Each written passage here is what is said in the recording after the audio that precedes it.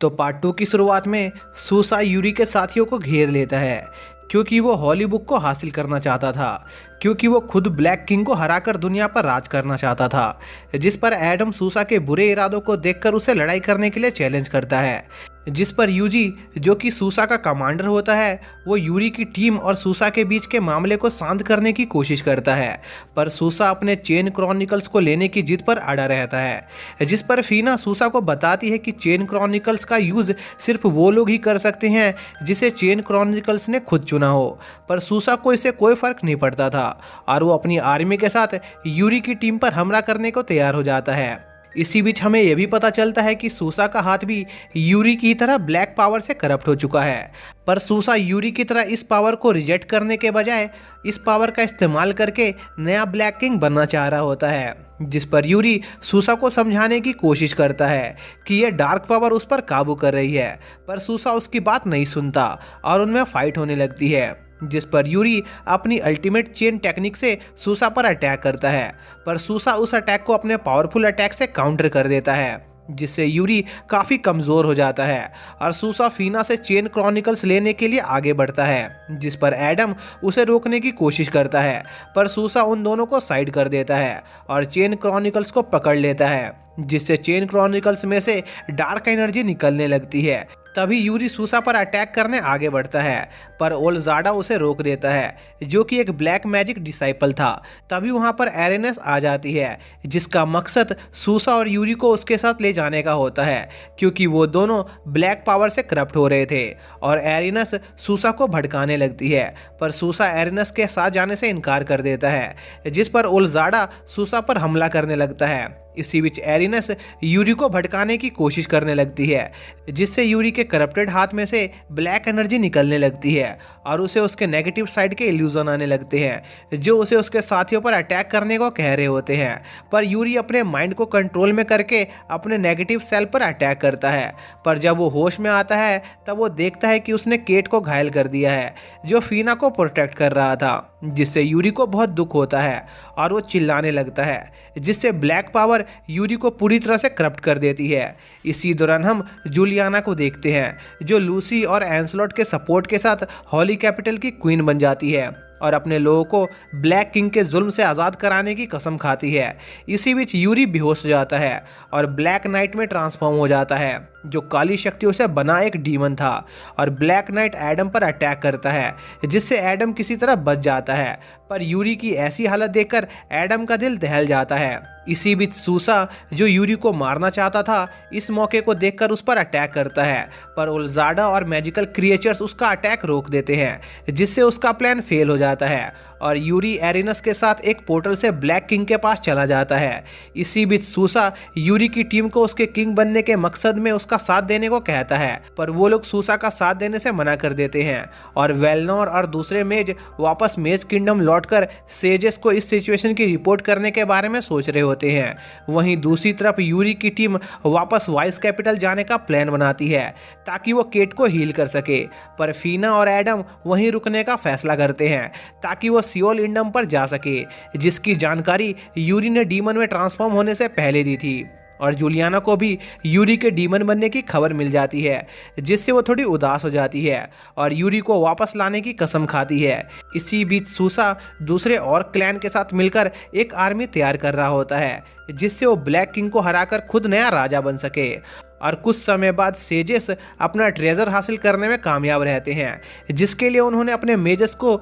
मेज पास भेजा था, जो कि एक हॉली स्वॉर्ड थी जिसमें ब्लैक किंग को खत्म करने की शक्ति थी। इसी दौरान हम फीना और एडम को देखते हैं, जो काफ़ी समय के सफ़र के बाद सियोल आइलैंड पर पहुंच जाते हैं। पर तभी उस आइलैंड में से काफ़ी सारी ब्लैक एनर्जी निकलती है, जो यूरी के मौजूदगी के कारण था। इसके बाद वो दोनों सियोल आइलैंड पर जाते हैं, जहां पर फीना एडम से कहती है कि उनका मकसद वर्ल्ड ट्री की लिबेरियो फेरी इड्रा को ढूंढना है, क्योंकि उसके पास एक क्रॉनिकल है जो पेरिका को ढूंढने में उनकी मदद कर सकती है। पर इससे पहले कि वो कुछ कर पाते, उनका सामना ब्लैक लिजर्ड से हो जाता है, जिस पर विसेंटे, जो कि एक फेरी होती है, वो उन मॉन्स्टर को अपने मैजिक से मार देती है और फीना और एडम को राफाल गार के पास ले जाती है, जो कि ब्लैक आर्मी से लड़ रहा था और रफालगार विसेंटो को फीना और एडम को लाइब्रेरी के अंदर ले जाने का ऑर्डर देता है। पर तभी वहां पर यूरी आ जाता है जो एडम पर अटैक करता है और उन दोनों की फाइट होने लगती है। लेकिन जैसे ही यूरी एडम पर भारी पड़ने लगता है तभी रफालगार और वेसेंटे अपने चेन अटैक से यूरी पर अटैक करते हैं, जिससे यूरी वहां से गायब हो जाता है। और यह मौका देखकर वेसेंटे फीना और एडम को लाइब्रेरी के अंदर ले जाती है, जहां पर उनकी मुलाकात इड्रा से होती है, जो उन दोनों को अपने क्रॉनिकल्स के अंदर भेज देती है ताकि वो पेरिका को ढूंढ सके। लेकिन तभी यूरी भी वहां पर आ जाता है और उन पर अटैक करने लगता है, जिससे चेन क्रॉनिकल्स करप्ट होने लगती है, जिससे फीना और एडम अलग हो जाते हैं और एडम को यूरी की पास्ट की जर्नी दिखाई देती है, जिससे वो मोटिवेट हो जाता है और यूरी को बचाने का फैसला करता है। तभी उन इल्यूजन के बीच एडम को बाल्टाजारी दिखाई देता है, जो अपने मैजिक से एडम को उस टाइम में भेज देता है जब वो और यूरी पहाड़ों में साथ रहते थे। तभी यूरी वहां से नीचे गिरने लगता है, जिस पर एडम उसे बचाता है। पर डेमोनिक यूरी उन्हें नीचे गिराने की कोशिश कर रहा होता है, लेकिन एडम हार नहीं मानता और यूरी डेमोनिक यूरी से फाइट करने लगता है और होप की पावर का इस्तेमाल करके उसे हरा देता है और रियल वर्ल्ड में आ जाता है, जहां पर फीना उसे बताती है कि पेरिका जल्द ही यहां पर आने वाली है। इसी दौरान हॉली कैपिटल में सूसा के 2 स्ट्रॉन्ग वॉरियर्स हारवाकी और टोका आते हैं, जो जूलियाना से ब्लैक किंग सप्रेशन आर्मी को ज्वाइन करने की इच्छा जताते हैं। इसी बीच सूसा को चेन क्रॉनिकल्स में से होप की पावर निकलते हुए दिखाई देती है, जिससे वो समझ जाता है कि पेरिका लौट आई है। इसी बीच एडम और फीना पेरिका को ढूंढने डेजर्ट क्वीन के पास जाते हैं और उसे बाल्टाजारी की भविष्यवाणी के बारे में बताते हैं, जिस पर डेजर्ट क्वीन अपने डिसाइपल से एक पत्थर मंगवाती है, जिस पर हॉली ड्रैगन को बुलाने के लिए एक सॉन्ग लिखा हुआ था। और वो लोग इस बारे में बात कर ही रहे होते हैं कि तभी एक सोल्जर डेजर्ट क्वीन को बताता है कि सूसा अपनी आर्मी के साथ उन पर हमला करने आया है। और इससे पहले डेजर्ट क्वीन कुछ करती तभी उसका एक और आदमी डेजर्ट क्वीन को बताता है कि जूलियाना और उसकी आर्मी भी सूसा के बुरे प्लान्स को रोकने के लिए वहां पर आ चुकी है। और सूसा जूलियाना और उसकी हॉली आर्मी को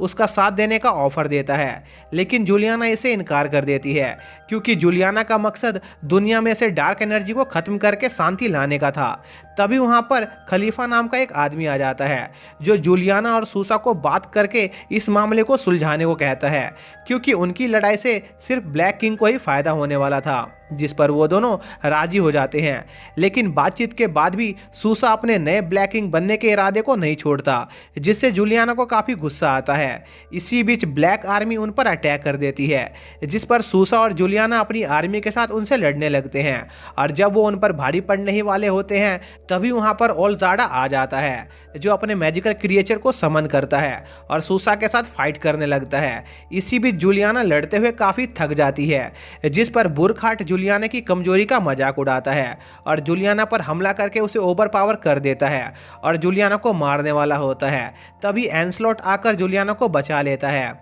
इसी बीच सूसा ओलजाडा को मारने की बहुत कोशिश कर रहा होता है, पर ओलजाडा खुद को बार बार रिजनरेट कर रहा होता है। इसी बीच जूलियाना भी सूसा पर अटैक करने लगती है, जिससे उनके अंदर छिपी हुई डार्क पावर उन पर हावी होने की कोशिश करती है। और जब उनकी बुराई उन पर हावी होने वाली होती है तभी एडम उनकी लड़ाई के बीच में आ जाता है और उन्हें डीमर बनने से रोक देता है, जिससे एरिनस को बहुत गुस्सा आता है और बुरखाट एडम से फाइट करने लगता है। तभी बुरखाट और ओलजाडा एक साथ एडम पर अटैक करने लगते हैं, जिससे एडम की स्वॉर्ड उसके हाथ से छूट जाती है, जो देखकर एडम एक मैना बीम से उन पर अटैक करता है। और दूसरी तरफ फीना और म्यूजिका हॉली ड्रैगन को बुलाने के लिए उस टैबलेट पर लिखे गाने को गाने लगती है, जिस पर फुटबॉल अजीब सा रिएक्ट करने लगता है और एक तूफान में बदल जाता है, जिसमें से एक फायर स्वॉर्ड निकलती है जो एडम के पास जाती है और एडम उस स्वॉर्ड का इस्तेमाल करके ओलजाडा को मार देता है और बुरखाट इसमें घायल हो जाता है। और हम देखते हैं कि फुटबॉल ही हॉली ड्रैगन होता है, जो ब्लैक आर्मी पर हावी होने लगता है, जिससे डरकर एरिनस और बुरखाट वहां से भाग जाते हैं। और लड़ाई खत्म होने के बाद चेन क्रॉनिकल से होप की पावर निकलने लगती है और वो एडम के पास चली जाती है। लेकिन एडम जैसे ही उस बुक को छूता है उसमें से फिर से ब्लैक एनर्जी निकलने लगती है, जिससे सूसा काफी इंप्रेस होता है और अपने किंग बनने के प्लान को ड्रॉप करके वहां से चला जाता है। इसके बाद जूलियाना एडम को उनके ब्लैक किंग सप्रेशन आर्मी में शामिल कर लेती है और एडम सभी के साथ वापस से मेज किंगडम जाता है, जहां पर उसे पता चलता है कि होली स्वॉर्ड की मदद से वो लोग सीधे ब्लैक किंग के कैसल के पास टेलीपोर्ट हो सकते हैं, जिस पर sages black king suppression army को ब्लैक किंग के कैसल के पास टेलीपोर्ट करने का प्लान बनाते हैं। इसी बीच जूलियाना अपनी आर्मी को लेकर वापस से हॉली कैपिटल जा रही होती है ताकि वो ब्लैक किंग पर अपना अटैक लॉन्च कर सके, पर उनके ऐसा करने से पहले ही बुरखाट अपनी आर्मी के साथ उन पर अटैक कर देता है और उस आर्टिफैक्ट को अपने ब्लैक पावर से करप्ट कर देता है, जिससे टेलीपोर्टेशन की प्रोसेस रुक जाती है। तभी एडम अपनी मैना से उस करप्शन को हटा देता है, जिससे वो सभी ब्लैक किंग के कैसल के पास टेलीपोर्ट हो जाते हैं। पर इसी बीच बुरखाट फीना को पकड़ लेता है, जिससे चेन क्रॉनिकल्स उसके हाथ लग जाती है और वो वहाँ से भाग जाता है। लेकिन ब्लैक सप्रेशन आर्मी का हौसला इससे भी नहीं टूटता और वो ब्लैक किंग से दोबारा लड़ने के लिए तैयार हो जाते हैं। तभी म्यूजिका अपने सिंगिंग से हॉली स्वॉर्ड की पावर को एक्टिवेट कर देती है, जिससे ब्लैक किंग के कैसल को प्रोटेक्ट करने वाला बैरियर हट जाता है और जूलियाना और उसकी आर्मी ब्लैक किंग की आर्मी के साथ उनकी आखिरी लड़ाई लड़ने लगती है। इसी बीच बुरखाट जूलियाना को सबसे अलग करके उसे मारने की कोशिश करता है, पर जूलियाना काफी पावरफुल साबित होती है और अपने मैना अटैक से बुरखाट को मार देती है। वहीं दूसरी तरफ ब्लैक किंग पूरी चेन क्रॉनिकल्स को करप्ट कर देता है। इसी बीच हम एडम को देखते हैं जो ब्लैक किंग को ढूंढ रहा होता है, जहां पर उसका सामना डेमोनिक यूरी से होता है जो वहां पर एडम को मारने आया था। इसी बीच जूलियाना और उसकी आर्मी ब्लैक आर्मी को हरा रही होती है, जिस पर एरिनस को काफी गुस्सा आता है और वो उन्हें मारने के लिए उन पर अटैक कर देती है। पर तभी सूसा वहां आ जाता है जो जूलियाना की आर्मी को बचा लेता है। इसके बाद सूसा एरिनस को उससे फाइट करने के लिए चैलेंज करता है और उसे मारने में कामयाब हो जाता है। और दूसरी तरफ फीना चेन क्रॉनिकल्स को करप्ट होने से बचाने के लिए सारी ब्लैक एनर्जी को अपनी बॉडी में ऑब्जॉर्ब कर लेती है, जिससे वो मरने वाली होती है। इसी बीच यूरी की टीम एडम की मदद करने वहां पर आ जाती है, जिस पर एडम उन सभी के साथ मिलकर यूरी से फाइट करता है और यूरी को वापस लाने में कामयाब हो जाता है। इसके बाद हम फीना को देखते हैं जो चेन क्रॉनिकल्स को करप्ट होने से बचा लेती है, लेकिन ब्लैक किंग दोबारा से चेन क्रॉनिकल्स को करप्ट करने की कोशिश करने लगता है। तभी वहां पर यूरी और उसकी टीम आ जाती है जो ब्लैक किंग को रोकने लगते हैं और अपनी पूरी ताकत के साथ उससे फाइट कर रहे होते हैं। तभी वहां पर फुटबॉल आ जाता है जो ब्लैक किंग के ड्रैगन फॉर्म को हराने में उनकी मदद करता है, पर ब्लैक किंग तब भी हार नहीं मानता है और अपने सबसे पावरफुल फॉर्म में आ जाता है।